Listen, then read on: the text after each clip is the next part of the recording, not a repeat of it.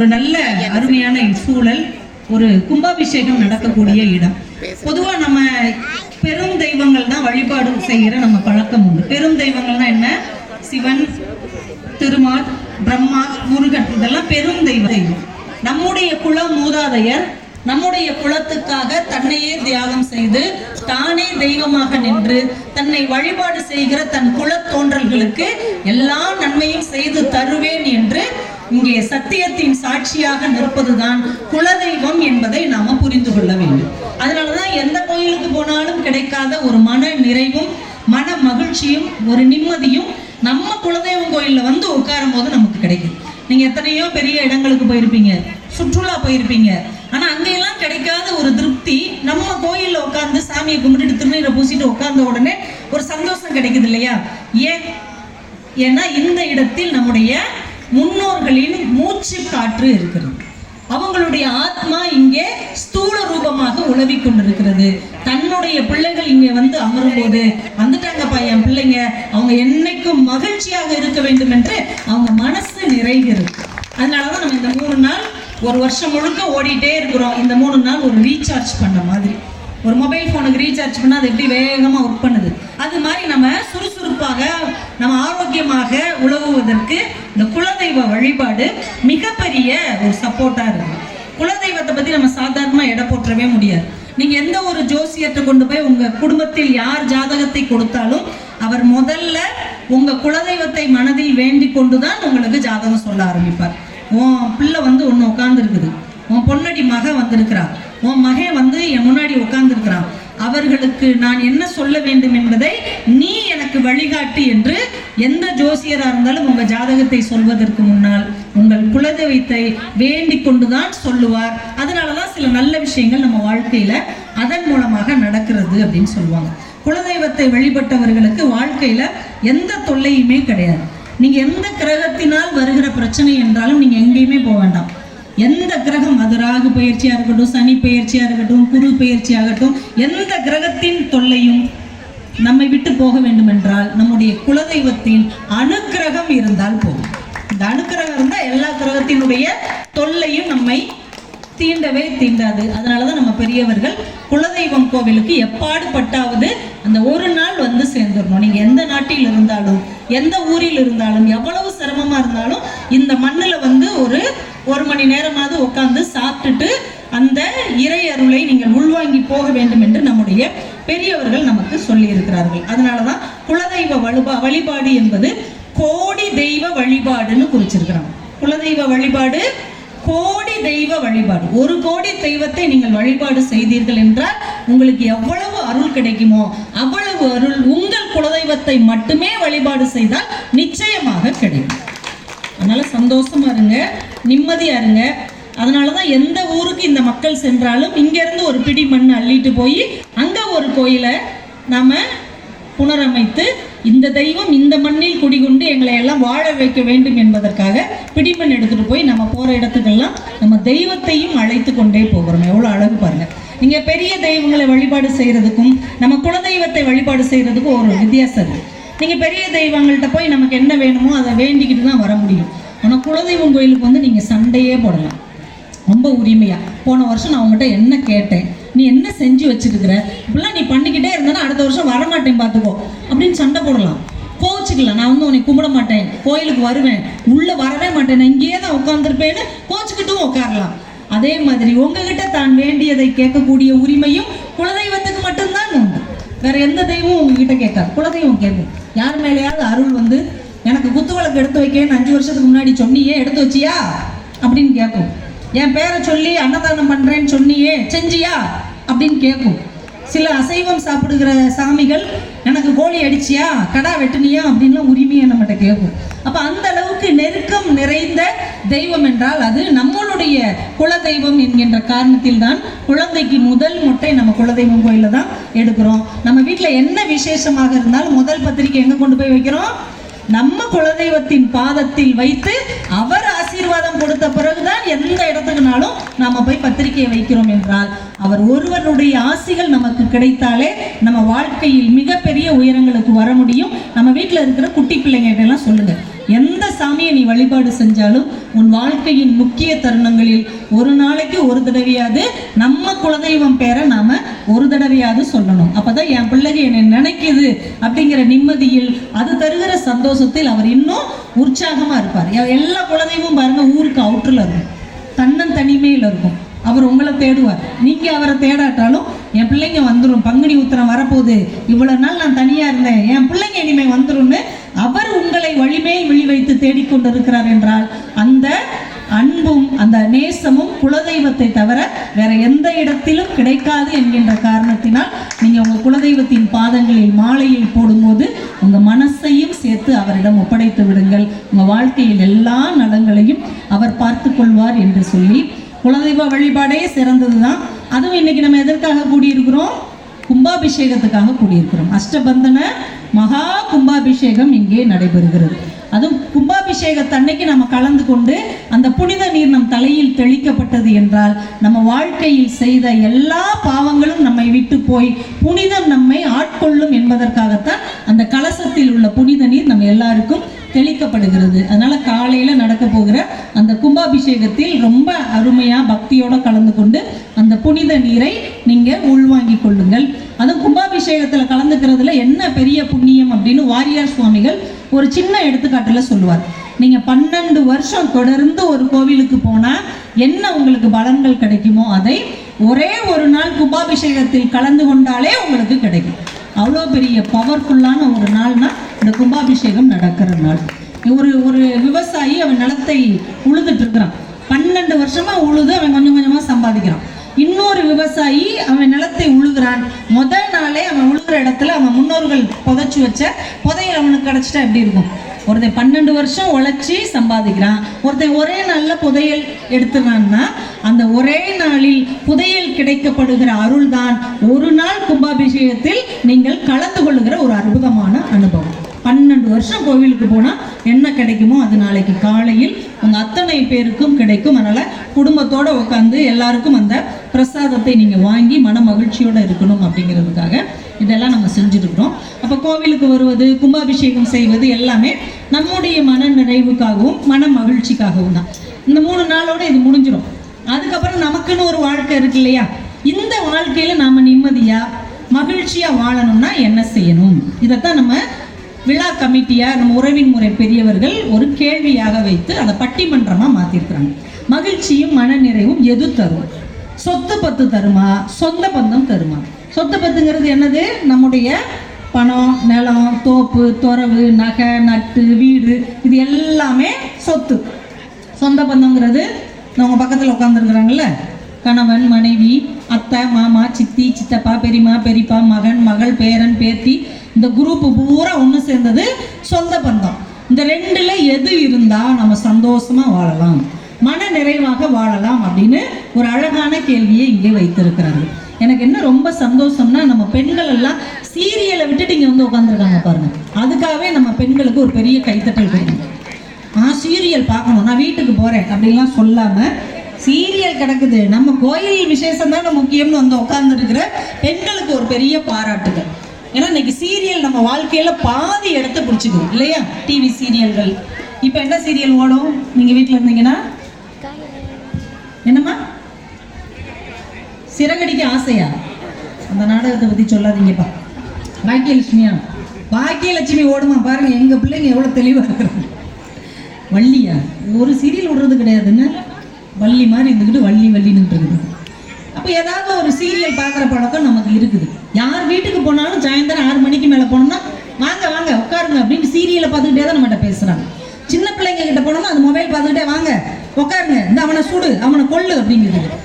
வீட்டில் உள்ள ஆம்பளையாளர்கள்ட்ட போய் உட்காந்தோம்னா அதுக்கு உட்காந்து நியூஸ் பார்த்துக்கிட்டு அவன் வருவானா, இவன் போவானா, இவன் இருப்பானான்னு இதையே பேசிக்கிட்டே இருக்கிறாங்க. யார் வீட்டுக்கு போனாலும் மனசார உட்காந்து எல்லோரும் பேசுவதற்கான ஒரு சூழல் இல்லை. அதனால தான் நம்ம கோயிலில் உட்காந்து பேசுகிறோம். அதுல இந்த கோயில் எனக்கு ஏன் ரொம்ப பிடிக்கும்னா, இந்த கோயில் எல்லைக்குள்ள நுழையும் போது செல்போனு டவர் போயிடும். எப்படி சாமி உங்களுக்கு ஒரு ஆப்பு வச்சா பார்த்தீங்களா? நீ எங்க போனாலும் மொபைலை நோண்டிக்கிட்டே இருப்பியா, வா இங்க வா மொபைலே உனக்கு கிடைக்காது, மகனை கம்முன்னு உட்காந்து எல்லாரையும் பார்த்து மனசார பேசிட்டு போங்கடா அப்படின்னு சொல்லி கடவுளே ஒரு ஏற்பாடு செஞ்சிருக்கிறாருன்னா அதுதான் நம்ம குலதெய்வத்தின் மிகப்பெரிய வலிமை என்பதை மறந்துடக்கூடாது. எங்க வீட்டுல எல்லாம் எங்க மாமியார் ரொம்ப சீரியல் பார்ப்பாங்க. நான் சீரியல் பார்க்குற பழக்கம்லாம் எனக்கு ரொம்ப கிடையாது. நிகழ்ச்சி இருக்குமா, நான் அவங்க ஊருக்கு எப்பயாவது போவேன், மாசத்துக்கு ஒருக்கா போவேன். எங்க மாமியார் 2 மாசத்துக்கு ஒருக்கா தான் எங்க வீட்டுக்கே வருவாங்க.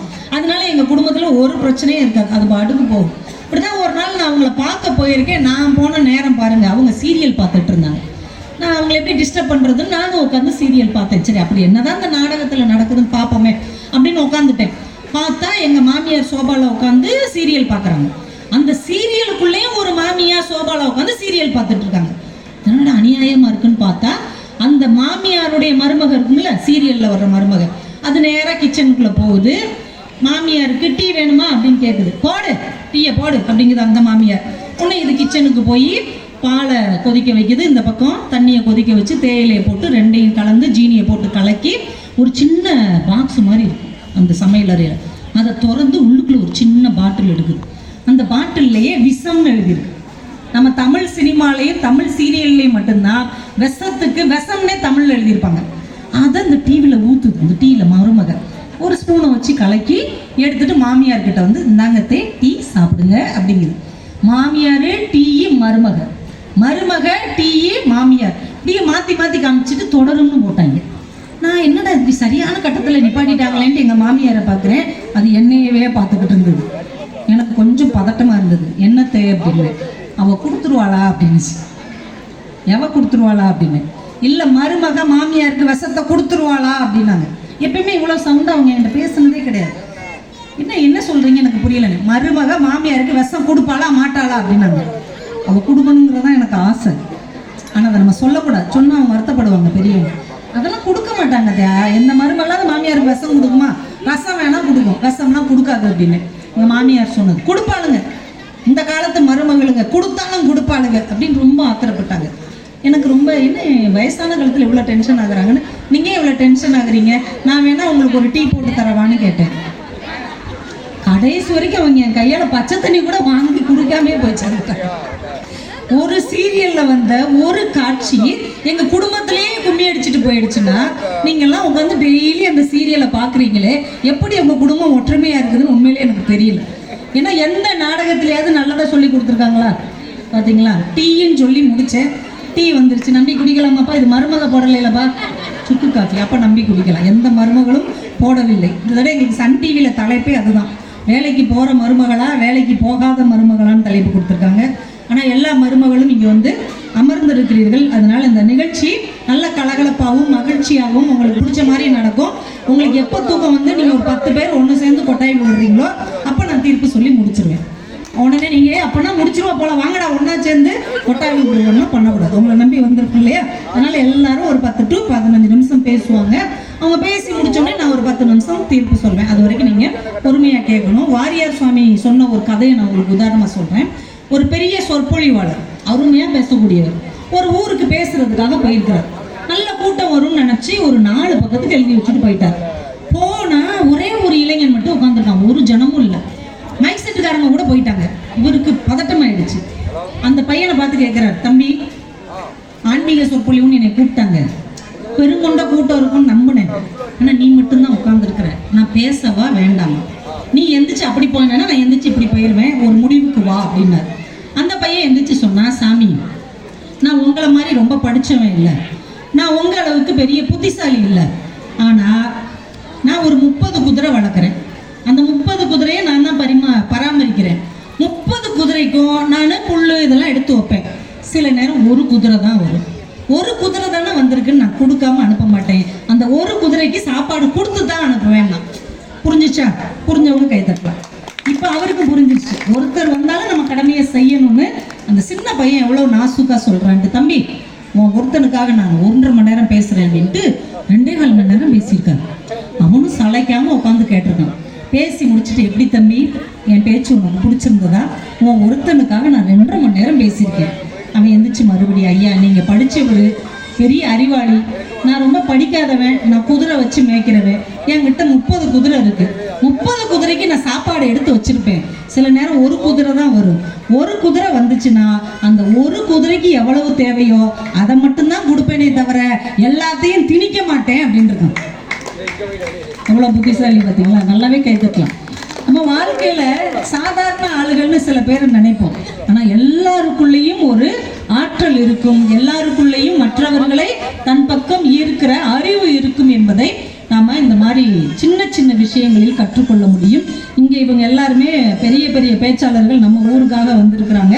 அவங்கள அறிமுகம் பண்ணிட்டு இந்த பட்டிமன்றத்தை தொடங்கிடலாம். வாழ்க்கையில சொத்து சுகம் இருந்தால் தாங்க ஜெயிக்க முடியும் அப்படின்னு பேசுறதுக்கு முதுகுளத்தூர்ல இருந்து எங்களுடைய அன்பு சகோதரர் திரு துரைப்பாண்டியன் அவர்கள் வந்திருக்கிறார். நல்ல உற்சாகமா கேட்கறாங்க. முதுகுளத்தூர்ல இருந்து அண்ணன் வந்திருக்குது. பட்டிமன்ற துறையிலேயே யாருக்கிட்டையும் கெட்ட பேர் இல்லாத ஒரு மனிதர்னா அவர் தான். எல்லாருக்கும் அவரை பிடிக்கும், எல்லாருமே அவருக்கு அண்ணன் தங்கச்சி தான். அப்படி ஒரு அன்பான ஒரு மனிதர், எல்லாருக்கும் பிடிச்சவங்கள இருக்கிறது பெரிய விஷயம் இல்லையா? அப்படிப்பட்ட அன்பான அண்ணன் துரைப்பாண்டியன் அவர்கள். அந்த அணியில அணி சேர்ப்பதற்கு பணம் காசு இருந்தால் தாங்க 4 பேர் மதிப்பாங்க. ஒரு பட்டுச்சேலையை கட்டிட்டு பளிச்சுன்னு மேக்கப் போட்டு போனால் தானே வணக்கம் சொல்கிறாங்க. பழைய கிழிஞ்ச சேலையை போட்டுட்டு ஒரு இடத்துல உட்காந்துச்சு அங்கிட்டு போ அப்படின்னு சொல்லிடுவாங்கல்ல. பணம் தான் எல்லா இடத்துலையும் பேசுவதற்கு அன்பு தங்கை கார்த்திகா ராஜா அவர்கள் திருநெல்வேலியிலேருந்து வந்திருக்காங்க. திருநெல்வேலி எதுக்கு ஃபேமஸ்னு உங்களுக்கு தெரியும்? அல்வாவுக்கும் ஃபேமஸ்ஸு, அருவாவுக்கும் ஃபேமஸ்.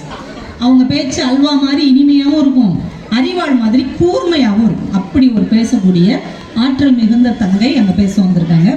அந்த அணிக்கு நிறைவு பேச்சாளராக திருவாரூர்லேருந்து, எவ்வளோ தூரம், திருவாரூர்லேருந்து இந்த சேத்தூருக்கு நான் வந்தே தருவேன், நீங்கள் வேற யாரையும் போடக்கூடாதுக்கான உரிமையாக வந்திருக்கிற என்னுடைய அன்பு தம்பி பேராசிரியர் முனைவர் அபு அவர்கள். டாக்டர் பட்டம் சமீபத்தில் வாங்கியிருக்கிறார்.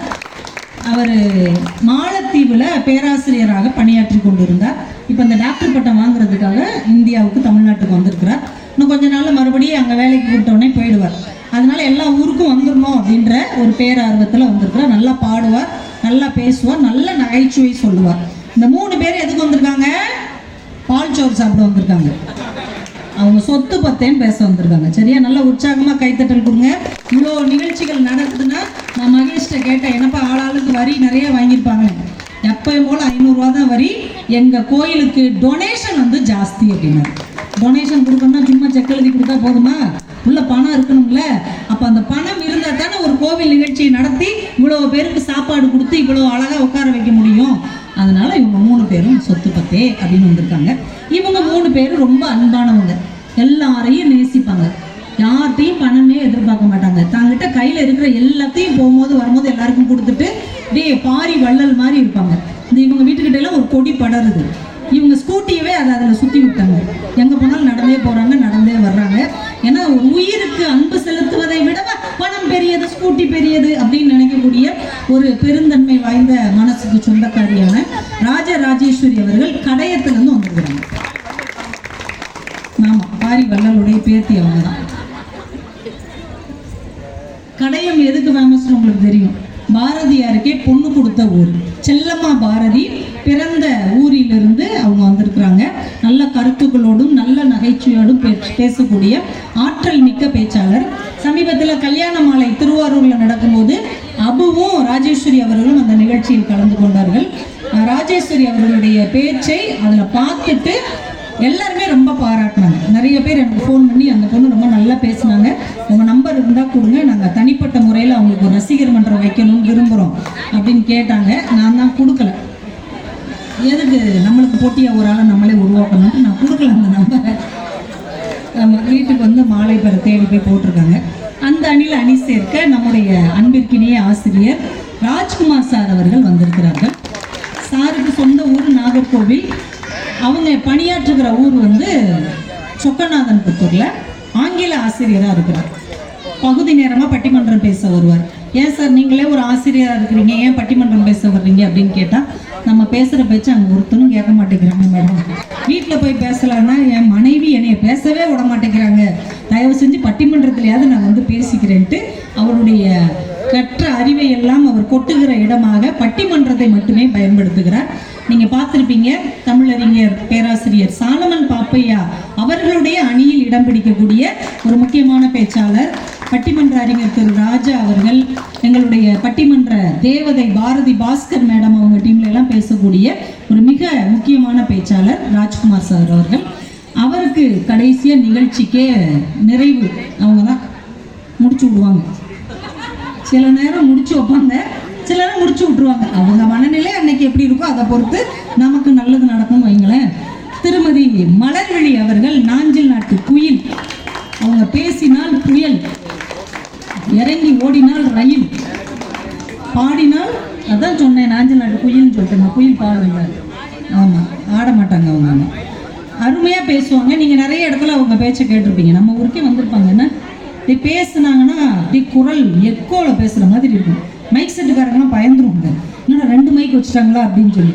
அப்படி ஒரு கணீர் குரல். சில பேருக்கு பேச்சு வந்து கணீர்னு இருக்கும், சில பேருக்கு பாட்டு கணீர்னு இருக்கும், ஆனால் பேச்சு சுமாராக இருக்கும். பாட்டு பாடுகிற அதே குரலில் பேசவும் கூடிய ஆற்றல் எங்களுக்கு தெரிந்து தமிழ்நாட்டிலேயே மலர்விழி அவர்களுக்கு மட்டும்தான் உண்டு, யாருக்கும் கிடையாது. அதனால தான் அவங்கள கடைசி பேச்சாளராக போடும். மலர் அக்கா வந்திருக்காங்களா, அப்போ அந்த அக்கா பேச்சை பார்த்துட்டு தான் தூங்க போகணுன்ட்டு எல்லாரும் அது வரைக்கும் உட்காந்துருவாங்க. அதனால மலர்விழியை நிறைவு பேச்சாளரை தான் நாங்கள் எப்பயுமே போடுவோம். அவங்களுக்கு ஒரு நல்ல உற்சாகமான கைத்தட்டல் கொடுத்தீங்கன்னா தான் அவங்க நல்ல ஜோக்கெல்லாம் சொல்லுவாங்க, இல்லைன்னா பழைய ஜோக்கையே திரும்ப திரும்ப சொல்லுவாங்க. 3 பேரும் சொந்த பந்தமே அப்படின்னு பேசுகிறாங்க, 3 பேர் சொத்து பத்தேன்னு பேசுகிறாங்க. இந்த வாழ்க்கை எப்படிங்க இருக்குது? இந்த வாழ்க்கை ரொம்ப ஆச்சரியமாக இருக்கும். இப்போ நல்லா இருக்கீங்களான்னு ஒருத்தங்களை பார்த்து கேட்குறோம், என்ன சொல்லணும்? நல்லா இருக்கேன்னு சொல்லணும். நல்லா இல்லைன்னா நல்லா இல்லைன்னு சொல்லணும். நம்ம ஊரில் என்ன சொல்லுவாங்க, அம்மா நல்லா இருக்கீங்களா? இருக்கேன். இருக்கேன் அப்படின்னா அது நல்லா இருக்கேன்னு அர்த்தமா, நல்லா இல்லாமல் இருக்கேன்னு அர்த்தமா? கண்டுபிடிக்கவே முடியாது. நம்ம மக்களுடைய மனசை அறிவது ரொம்ப கஷ்டம். இன்னொரு கேட்குறேன், ஆமாங்கிற வார்த்தைக்கு என்னங்க அர்த்தம்? நீங்கள் சொல்லுங்கள் பாப்பா. ஆமாம்னா என்ன அர்த்தம்? ஆமாம் தானே அர்த்தம். இப்போ கேட்குறோம், அஜித் படம் ரொம்ப நல்லா இருக்கேமே, ஆமாம் அப்புறம் என்ன அர்த்தம்? நல்லா இருக்குன்னு அர்த்தம். இப்போ கேட்குறோம், உங்கள் சித்தப்பா உங்களுக்கு நல்லா உதவி செய்வாரமே, ஆமாம், இதுக்கு என்னங்க அர்த்தம்? இதுக்கு என்ன அர்த்தம் நீங்கள் சொல்லுங்க? ஆமாம் எங்கள் சித்தப்பா செஞ்சிட்டாலும் இல்லைன்னு அர்த்தம். உங்கள் சித்தப்பா உங்களுக்கு உதவி செய்வாரான்னு இல்லைன்னு சொல்லிட்டு போலாம்ல. ஆமாம் அவர் ரொம்ப நல்லா விளாமே, ஆமாம் ஆமாம், இதுக்கு என்ன அர்த்தம்னா அவர் ரொம்ப மோசமானவன்னு அர்த்தம். அப்போ ஆமாங்கிற ஒரு வார்த்தையே இல்லைன்னுக்கும் இல்லவே இல்லைங்கிறதுக்கும் பயன்படுத்துறது நம்ம மக்களை தவிர வேற யாருமே கிடையாது. அவ்வளோ ஒரு வித்தியாசமான மனிதர்கள். அப்படி ஒரு வாழ்க்கை நம்ம வாழ்ந்துட்டு இருக்கிறோம். கவிஞர் வாலி தான் இந்த வாழ்க்கை எப்படிப்பட்டதுங்கிறத ஒரு திரைப்பட பாடலில் சொல்லியிருப்பாரு. அதை மட்டும் சொல்லிட்டு உங்களை பேச விட்டுறேன். ஆண்டவன் ஒரு நாள் கடை விரித்தான், அதில் 1000 பொருள் குவித்தான். அவரவர் நிலைமைக்கு விலையை சொன்னான், அவரவர் தேவைக்கு வாங்க சொன்னான். பெண்களோ அழகை வாங்க வந்தார், ஆண்களோ ஆசையை வாங்க வந்தார். தலைவர்கள் புகழை வாங்கி கொண்டார், புலவர்கள் பொய்களை வாங்கி கொண்டார். குருடர்கள் பார்த்திட விழி கேட்டார், ஊமைகள் பேசிட மொழி கேட்டார். உறவினர் மாண்டவர் உயிர் கேட்டார், ஒரு சிலர் மேலுக்கு விலை கேட்டார். எதையும் வாங்க மனிதர் வந்தார், எதையும் வாங்க